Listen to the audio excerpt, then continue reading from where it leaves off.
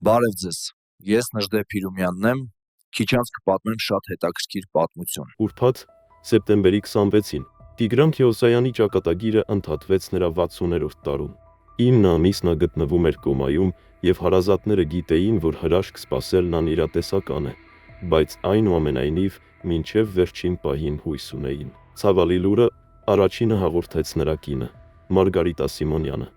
ուղղվելով հասարակությանը իր Telegram ալիքով։ Նրա խոսքերը չոր ու կարճ էին, կարծես ուժը բավական էր միայն կետ դնելու համար։ Տունը, որտեղ նրանք միասին ապրել էին, լռության մեջ էր, ընդհատվում միայն քայլերի անաղմուկ խոճով։ Սիմոնյանը անմիջապես խնդրեց լրագրողներին ու բլոգերներին չխանգարել ընտանիքին այս պահին, չփորել փակ դարպասներով առանձնատունը, բայց պատերի սահմաններից այն կողմ, լճակներով ու այգիներով շրջապատված, արդեն սկսվում էր շարժում։ Հանրային ուշադրությունը արագորեն տեղափոխվեց ոչ թե ողբերգությանը, այլ այն հարցին, թե ինչ կմնա ռեժիսորի մահից հետո։ Նախ սկսվեցին զգույշ ակնարկներ, ապա բարձրագրավող վերնագրեր լրատվամիջոցներում։ Ժառանգությունը դարձավ քննարկման թեմա։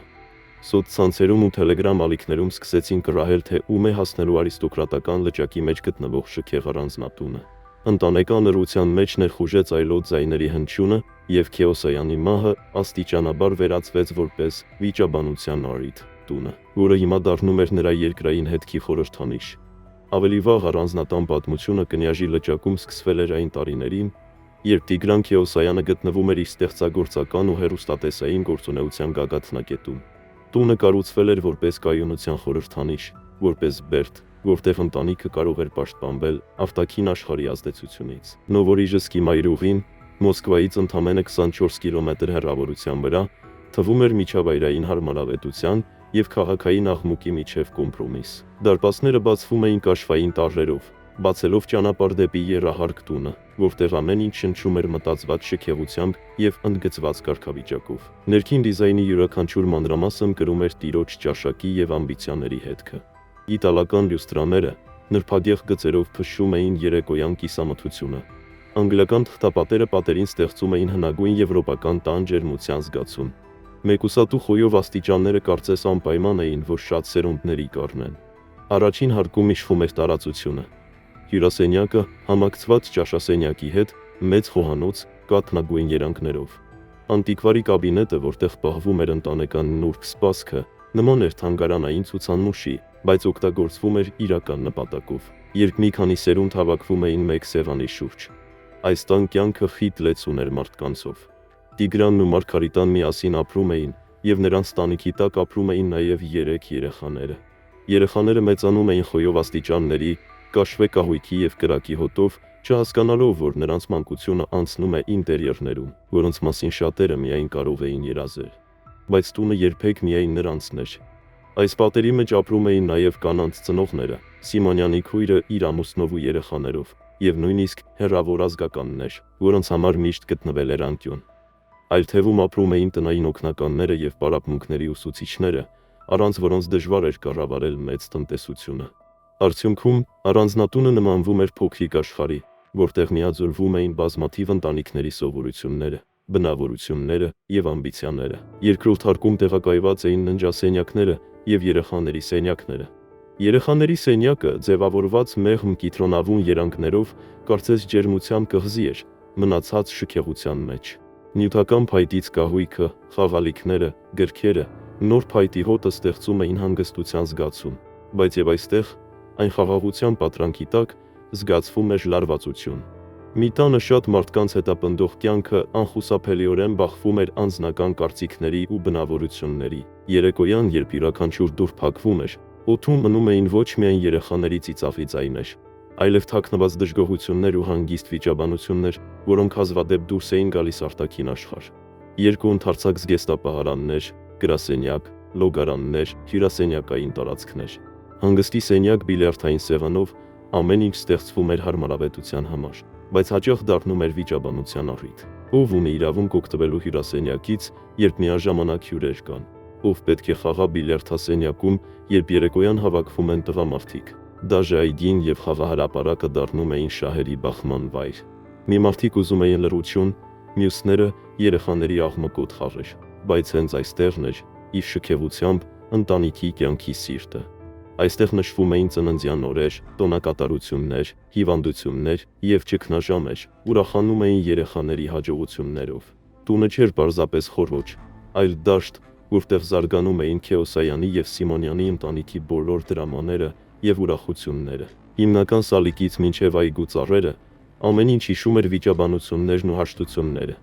Ժամանակի ընթացքում տունը վերածվեց ընտանեկան միության խորհրդանիշի, բայց նաև թաքնված լարվածությունների աղբյուրի։ Երբ նույն տանիքի տակ ապրում է 10-ից ավելի մարդ, յուրաքանչյուր մանրուք կարող էր բախման պատճառ դառնալ։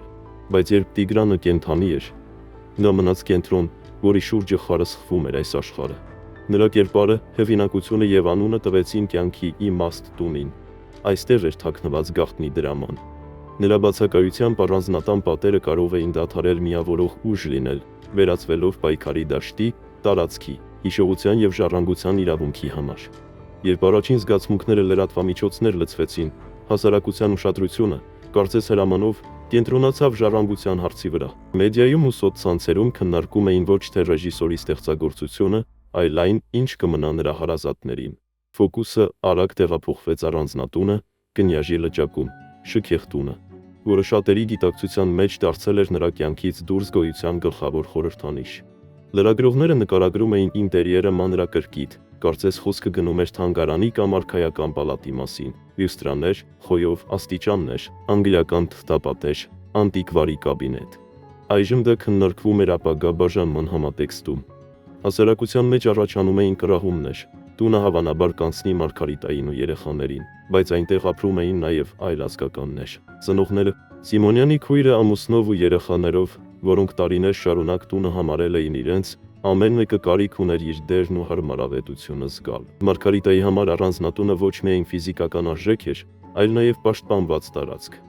որտեղ նա կարող էր պաշտպանել ընտանիքին արտաքին աշխարհի եւ քաղաքական սկանդալների աղմուկից։ Երեխաների համար դա տուն էր, որտեղ նրանք մեծանում էին շքեղության մեջ, բայց զգում ընտանեկան ջերմությունը։ Մայրերի համար հանգրվան, որտեղ նրանք ապրում էին առանց ամուսնու աջակցության, բայց համակերպվում էին կյանքի հետ։ Այս բազմազգ ընտանիքում շատ ձայներ էին, եւ յուրաքանչյուրն ուզում էր, որ իրեն լսեն։ Եվ հենց այդ պահին բացահայտվեց նրանց միության խոցելիությունը։ Այն, ինչ պահվում էր Քեոսայանի կերպարի շուրջը, սկսեց տատանվել, կարծես տան հիմքը ճաքել էր։ Մարգարիտայի համար սա դարձավ անձնական ցածր կետը։ Նա սովորել էր կառավարել գործընթացները, վերահսկել իրավիճակները, բայց այս տանը հարազատների մեջ նա զգում էր ուժազրկություն, չէր կարող կենթանացնել ամուսնուն, չէր կարող վերադարձնել երեխաներին իրենց հորը, չէր կարող տալ վստահություն ծնողներին։ 9 ամիս կոմայում մնալը ընտանիքի համար ծանր սպասում էր, երբ ամեն օր հանգեցնում էր հոգնածության ու կասկածների։ Տիգրան Քեոսայանը անշարժ պառկած էր։ Բժիշկները վաղուց ասել էին, որ շանսերը գրեթե բացակայում են։ Բայց Մարգարիտա Սիմոնյանը շարունակում էր բռնել ամեն մի փոքրիկ հույսի նշան, ցանկացած խոսք, որը կարելի էր համարել լավացման նշան։ Այս անընդհատ կախված ժամանակահատվածը խախտում էր ընտանիքի սովորական ռիթմը, եւ տունը, որը դեռ վերջերս լի էր կյանքով ու խոսակցություններով, աստիճանաբար վերածվում էր սպասման վայրի, որտեղ նույնիսկ պատերը կարծես սառչում էին։ Մարգարիտան արտաքինից պահպանում էր սառը հաստատակամություն, բայց ներսում զգում էր ծանրության անտանելիությունը։ Նա կրում էր պատասխանատվությունը 3 երեխաների, մայրերի, քույրերի եւ ամբողջ այդ խոշոր կենթանի օրգանիզմի համար, որը գտել էր ապաստան առանձնատանը։ Յուրաքանչյուր նորոր առանց ամուսնու փորձություն էր։ Նա գիտակցում էր, որ աշխարհը նայում է նրան որպես ուժեղ կին, գլխավոր խմբագիր, քաղաքական գործիչ, բայց տան ներսում նա պետք է լիներ մայր, կին, տիկին եւ ընտանեկան կլանի ղեկավարը, եւ հենց այդ դերը ավելի ծանր էր, քան ցանկացած պաշտոն։ Ընտանեկան թուլությունը նկատելի էր մանրուքներում։ Երեխաները սկսում էին տալ հարցեր, որոնց համար մեծերի մոտ պատասխաններ չկային։ Վստահվածները փորձում էին չհայտնել հուսահատությունը, բայց աչքերը խոսում էին անօգնականության մասին։ Ընտանեկան հարազատները, ովքեր ապրում էին նույն տանիքի տակ, հաճախ բախվում էին իրար միջանցքներում ու խոհանոցում։ Յուրաքանչյուր անգամ օդում զգացվում էր լարվածություն։ Ոմանք կրճատված անձնական տարածք էին զգում, ոմանք իրենց գնահատված չլինելը։ Մարգարիտան գիտեր, որ մեկ սխալ քայլ, եւ այս թաքնված բողոքներն ու վիրավորանքները դուրս կգան։ Տունը, որը միշտ ամրոց էր եղել, հիմա ծանր էր իր մեծությամբ։ Նրա շքեղ ինտերիերը այլևս չհրապուրում էր։ Իտալական լյուստրաները, անգլիական թղթապատերը, Խոյով աստիճանները այլևս խոսք չէին հանդիսանում կարգավիճակի մասին, այլ հիշեցնում էին այն դատարկությունը եւ տառապանքը, որն անհաղթահարելի էր դարձել։ Նույնիսկ կրակը Բուխարու մեջ, որը նախկինում հավաքում էր բոլորին երեկոյան, հազվադեպ էր վարվում, քանի որ ոչ ոք չէր ցանկանում դեր խաղալ, կարծես կյանքը ընթանում է իր հունով։ Մարգարիտան հաճախ մտածում էր, որ այն շքեղությունը, որի վրա այնքան հպարտ էին եղել, դարձել է ծանր բեռ։ Այս տանը ապրելը առանց Տիգրանի ոչ միայն ֆինանսական, այլև բարոյական ծանրություններ։ Յուրաքանչյուր անկյուն հիշեցնում էր նրա մասին, նրա ձայնը, սովորությունները, այդ թե ինչպես սիրում էր կազմակերպել երեկոները բիլիարդասենյակում կամ քննարկել ֆիլմերը հյուրասենյակում։ Այս հիշողությունները նաև ցավ էին պատճառում եւ միաժամանակ ստիպում էին պահել ամուր կեցվածք, քանի որ հենց այդ հիշողություններում էր ամուսնու կենթանի ներկայության հիշողությունը։ Ամենաթույլ պահը եղել է, երբ նա պետք է դուրս գար հասարակության առջև։ Համաշխարհայինորեն Մարգարիտան մնում էր կինը, ով իրավունք չունի թույլ տվող լինել, բայց տան լրհության մեջ, փակ դռների հետևում, կարող էր անկեղծորեն ընկնել բազմոցին, փակել աչքերը եւ հասկանալ, որ առաջիկա օրերին պետք է ոչ միայն դիմանալ կորուստին, այլև գործնական հարցեր լուծել, ինչպես պահպանել տունը, ինչպես պաշտպանել երեխաներին, ինչպես չթուլանալ ընտանիքի պահպանման գործում։ Հարազատները, ովքեր սովոր էին ապրել կողք կողքի, սկսեցին ցուցադրել սեփական հետաքրքրությունները։ Ոմանք մեղմ հիշեցնում էին իրենց տարածքի իրավունքների մասին, ոմանք խոսում էին ապագայի մասին, որը խաղալու էր անկանխատեսելի ձևով։ Այս բազմամարդ ընտանիքում շատ ձայներ կային, եւ յուրաքանչյուրն ուզում էր լսելի լինել։ Սակայն հենց այս շրջանում բացահայտվեց իրենց միության փխրունությունը։ Այն ամենը, ինչը կախված էր Քեոսայանի կերպարից, սկսեց տատանվել, կարծես տան հիմնաքարը ճաքել է։ Մարգարիտայի համար սա դարձավ անձնական ցածր կետը։ Նա սովոր էր կառավարել գործընթացները, վերահսկել իրավիճակները, բայց այստեղ, հարազատների մեջ, նա զգում էր անօգնականություն, չէր կարող վերադարձնել ամուսնուն, չէր կարող տալ երեխաներին իրենց հորը, չէր կարող ապահովել ծնողներին այն վստահությունը, որը նրանք առնվազն մինչ օրս ստացել էին Տիգրանի ներկայությունից։ Երբ հոգեբանական ծանրությունը մեծացավ եւ առանձնատան պատերը դարձան ավելի ծանրաբեռնված, Սիմոնյանը կանգնեց իր վախերի առջև, իր անձնական խոցելիության, որը չէր կարող ընդհակցնել բարձրաձայն հայտարարություններով եւ պաշտոնական հայտարարություններով։ Ժառանգության հարցը հասարակության ուշադրության կենտրոնում մնաց նույնիսկ թաղման օրերի ավարտից հետո։ Տիգրանի մահից մնացածը սեղմվեց մինչև մեծ տնային առանձնատան խորհրդանիշը, որտեղ դեռ շարունակվում էր կյանքը։ Առանձնատունը դարձել էր ռեժիսորի թողած գլխավոր ժառանգությունը։ Նրա նշանակությունը արդեն անցել էր միայն նյութական արժեքի սահմանները։ Կնյաժի լճակի տունը վերածվեց հատուկ հուշարձանի, որտեղ պատերը, կահույքը եւ այգու ուղիները պահում էին նրա ներկայության հետքը։ Մարգարիտա Սիմոնյանը, մնալով ընտանիքի ղեկավար, գիտակցում էր, որ նրանից կախված է ոչ միայն երեխաների բարեկեցությունը, այլև մեծ ընտանեկան կառույցի շարունակությունը։ Նա մնաց տան տիրուհին, մարդը, որի շուրջ կառուցվեց նոր իրականություն։ Սակայն նա հստակ տեսնում էր լարվածությունը,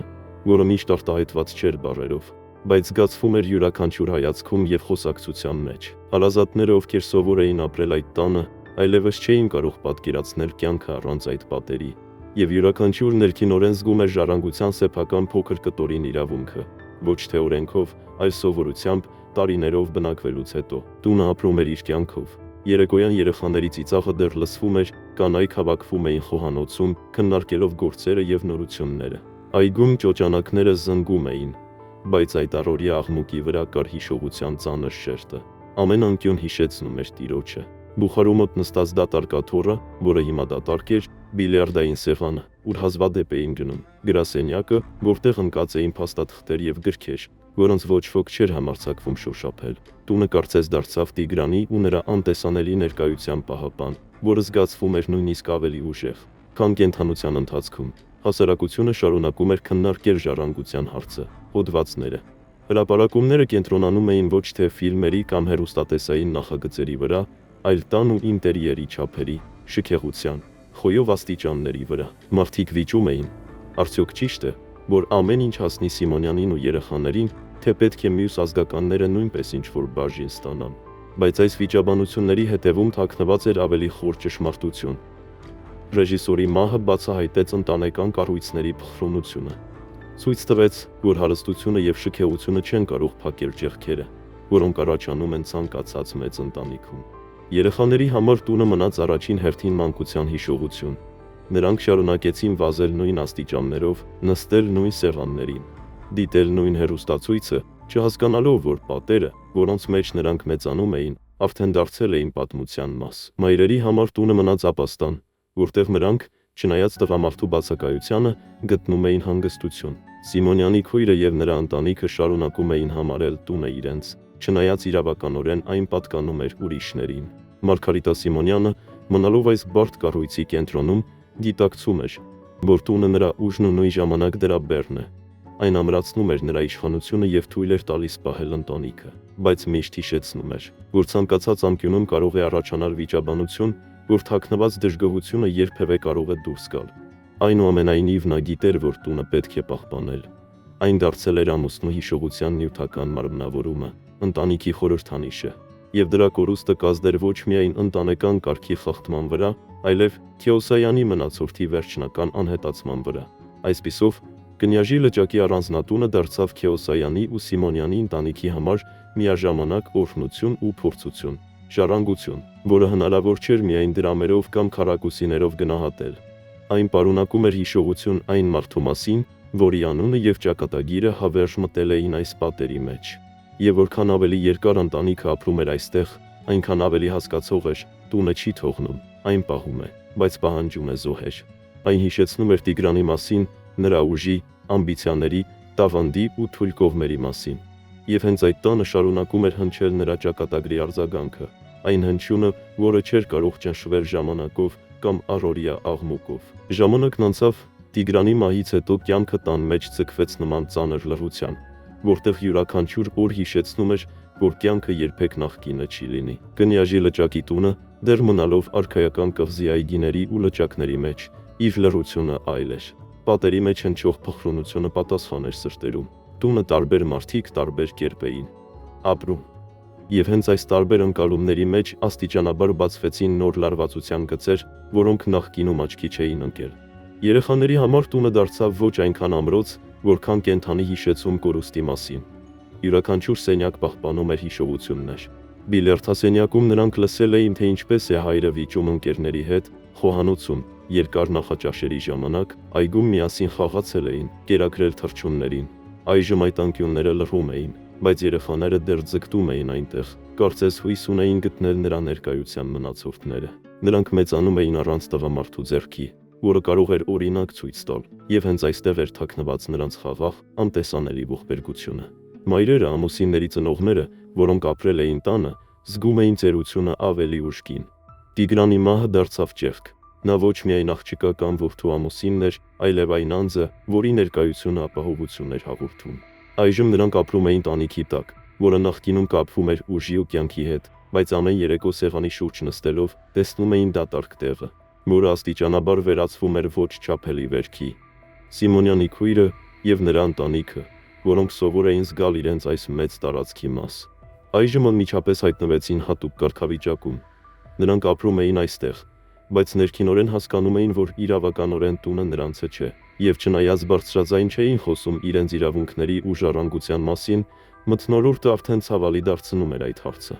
Նրբանկատ հուշումները, չասված խոսքերը, պատահական արտահայտությունները դառնում էին թաքնված վիրավորանքների աղբյուր։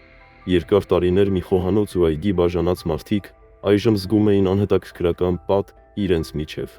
Մարգարիտան ամուր պահվում էր, բայց այդ ամրությունը նրան համար ծանր էր։ Բոլորի համար նա մնում էր ուժի խորհրդանիշ, բայց միայնակ գիտեր, որ ամեն ինչ կախված է իր ուսերից։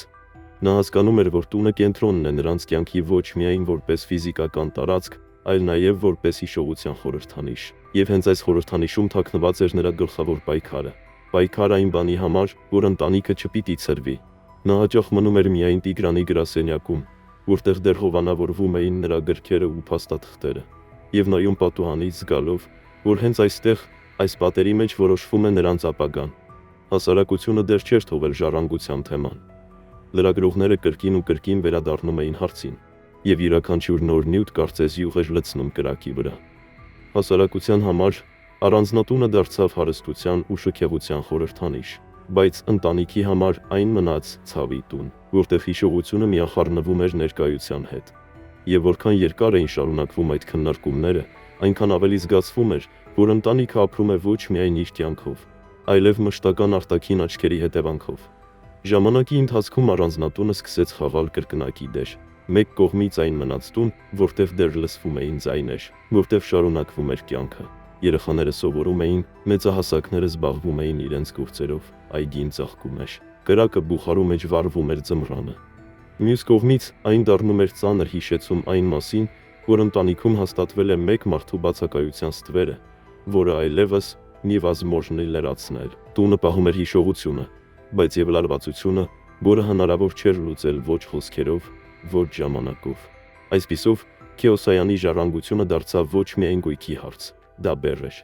որը յուրաքանչյուրը կրել էր իր ձևով։ Երեխաները որպես մանկության անհայտություն, մայրերը որպես ծերության տխրություն, քույրը եւ նրա ընտանիքը որպես իրենց դիրքին նուրբ զգացողություն, իսկ Մարգարիտան որպես պատասխանատվության խորհրդանիշ, որից հնարավոր չէր թաքնվել։ Եվ որքան երկար էին ապրում այս պատերի տակ, այնքան ավելի հասկանում էին, որ տունը դարձել է իրենց ներքին աշխարհի հայելին, գեղեցիկ ու շքեղ արտաքինից, բայց ներսում լի ճեղքերով ու ստվերով։ Տունը, պահպանելով իր շքեղությունն ու մեծությունը, բայց ներսից լցված ցավով ու թաքնված լարվածությամբ, դարձավ ընտանիքի կյանքի կենտրոնը, միաժամանակ օրհնություն եւ ծանրություն։ Ամեն անկյունում զգացվում էր Տիգրանի ներկայությունը, նրա ձայնը, հսկողությունը, ընտանեկան ավանդույթների հիշողությունը։ Հենց այս ներկայությունը ստիպում էր Մարգարիտային մնալ ամուր եւ շարունակել կառավարել ընտանիքը, բայց նաեւ հիշեցնում էր, որ յուրաքանչյուր պահ թաքնված անհամաձայնություն եւ լարվածություն կարող է պայթել։ Երեխաները շարունակում էին ապրել իրենց մանկությունն այն նույն միջավայրում, որտեղ նրանց հայրն թողել էր անմոռաց հետք, բայց նրանք արդեն մեծանում էին առանց նրա ուղեցույցի։ Յուրաքանչյուր սենյակ, որտեղ նախկինում հնչում էին ընտանեկան ուրախ ձայներ, այժմ հիշեցնում էր բացակայության ցավը։ Բիլիարդասենյակը, խոհանոցը, այգին, բոլոր այն տեղերը, որտեղ նախկինում անց էին կացվում ուրախ ու ջերմ պահեր, հիմա լռում էին։ Սակայն երեխաները շարունակում էին ձգտել այնտեղ, հույս ունենալով զգալու ամուսնու մնացորդային ներկայությունը։ Մայրերը, ովքեր միշտ կախված էին եղել ամուսնու աջակցության վրա, այժմ ստիպված էին իրենց ուժն ու վստահությունը ստանալ սեփական կարողություններից։ Նրանք զգում էին ժամանակի ու կյանքի ծանրությունը, ամեն օր սեղանի շուրջ նստելիս տեսնելով դատարկ տեղը, որը կարծես խորհրդանշում էր նրանց անցողիկ գոյությունը։ Սիմոնյանի քույրը եւ նրա ընտանիքը ապրում էին այս նույն տանը, բայց զգում էին իրենց իրավական ու սոցիալական սահմանափակությունը։ Նրանք գիտեին, որ տունը նրանցը չէ, եւ չնայած Աուտվարդով կյանքը կարծես բնական էր ընթանում, ներքին թշվառությունը մշտապես նրանց հետ էր։ Մարգարիտան, որպես ընտանիքի ղեկավար, ստիպված էր հավասարակշռել բոլոր ձայներն ու պահանջները։ Նա գիտակցում էր, որ տունը դարձել է ոչ միայն ֆիզիկական, այլ նաև հոգեբանական եւ խորհրդանշական կենտրոն։ Այստեղ ամփոփված էր ընտանիքի անցյալը, ներկան եւ ապագայի հնարավորությունը։ Նա հաճախ մնում էր միայն Տիգրանի գրասենյակում, նայում պատուհանից ու հասկանում, որ հենց այդ պատերի մեջ որոշվում է նրանց կյանքը, ընտանիքի բյուրեղային, բայց փխրուն կառուցվածքը։ Հասարակությունը շարունակում էր հետևել ու քննարկել ժառանգության հարցը։ Լրագրողները նոր նյութերով ստեղծում էին հասարակական ուշադրության կենտրոնը, պահելով թեման սուր ու թեժ։ Տունը դրսից դիտարկվող շքեղության խորհրդանիշ էր, բայց ներսից ցավի, հիշողությունների եւ թաքնված լարվածության կենտրոն։ Ժամանակի ընթացքում առանձնատունը դարձավ նաև հիշեցում անցյալի ու ներկայի մասին։